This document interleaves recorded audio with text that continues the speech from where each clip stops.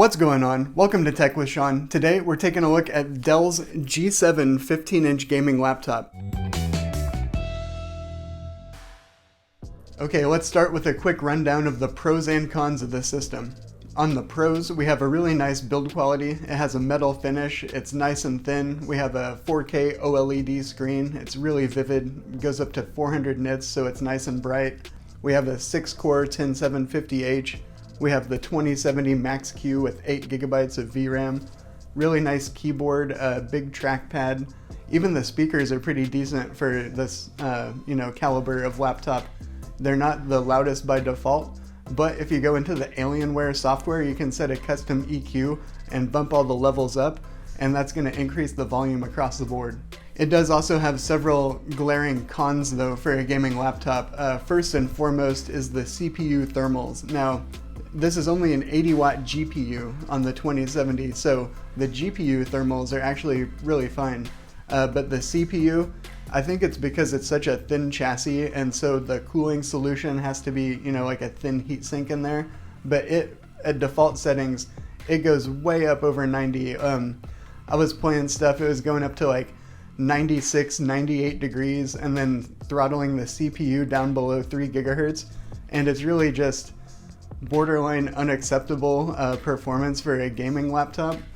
And they added this little button called like the G shift or gaming shift button or something, and you press that and it increases the fans, but it also raises the clock on the CPU. So it's like, oh, my CPU's running hot, let me hit this fan button, but then it also overclocks the CPU more, so it cools down for 5 seconds, but then it throttles even harder because it's trying to run it faster than it was when it was throttling in the first place. So don't even use that button. I think it's stupid. One other con, I guess you could say, is that the screen's only 60 Hertz. Now, we don't really have any 4K high refresh laptops, nor do we have the laptop GPUs that would be required to push such resolutions in AAA games. So, really, if you're playing single player stuff, like I'm using this for Cyberpunk, Red Dead, Assassin's Creed, stuff like that, totally fine, because you're pushing, 60 Hertz in those games, and, being able to see it on that OLED makes it nicer than looking at 60 Hertz on a TN or most IPS panels. But if you do need the high refresh rate, if you do want to play, Counter-Strike Go, Call of Duty Online, stuff like that, it may not be the laptop for you. One other con is that there's only a single M2 slot and there's no way to put in a SATA drive, so this will only ever be able to hold one drive. Now, I wanted to upgrade this, so I went from 1 terabyte to 2 terabyte, but to do that it's kind of a pain. You have a couple options. You can just put the new drive in and then reinstall Windows. That may not be a bad idea if you wanted to get rid of some of their bloatware and stuff, but I wasn't sure about where am I, how is all this stuff going to link back up with the Dell everything and the Alienware software. So luckily my computer here has 3 NVMe slots. So I just left the boot drive in there, put in the existing drive, and put in the new 2 terabyte drive. Then I ran Macrium Reflect and cloned the original laptop drive to the new 2 terabyte drive and extended the volume. And then I was able to just, take that drive out, put it back in the Dell and boot it up. Boom, now I have a 2 terabyte drive. So there's more steps involved, and it's more of a pain in the butt to upgrade the storage than if it had multiple slots. So that's definitely something to keep in mind going in.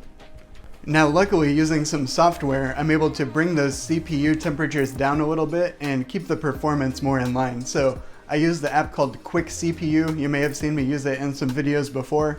But basically, I went in and the 10750H is a 45 watt chip. And really, I don't think the cooling solution in this G7 is adequate for a 45 watt chip. So basically, I went in and I set the new power limits to 30 watts. So it's only ever going to draw 30 watts instead of 45. And I set a clock limit, so I set it to run at 3.5 gigahertz instead of boosting all the way up to 5 gigahertz and then throttling down under 3. Being able to just maintain 3.5 gigahertz or so is going to give us better performance in games than if we shoot way up to 5 and then throttle way back down to 2.5. For the GPU, by default it boosts up to around 13 to 1400 or so in most games I found, but it's only an 80 watt chip, so you don't really have overheating problems. So typically in a laptop I would undervolt it to lower the thermal output, but in this case it's totally in check, so instead of undervolting it, I just went ahead and put plus 150 on the core clock and plus 200 on the memory to give that a little boost. And with these overclock settings in Afterburner, it boosts up a lot closer to 1600 megahertz, and it does give us a little bit of a performance increase. Alright, now let's jump into some gameplay and see how this does with those custom settings.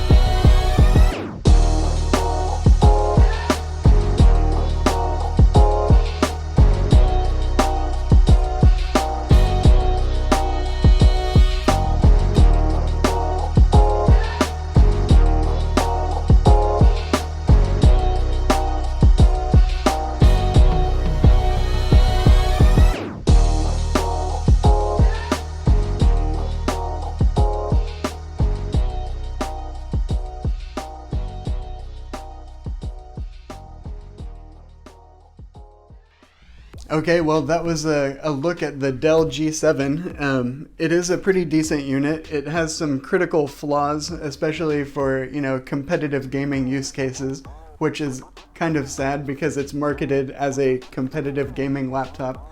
But if you want something for single player type games, it really delivers a pretty solid experience if you mess with those settings. The retail price on this was $1,849, and for that price, I say it's totally not worth it.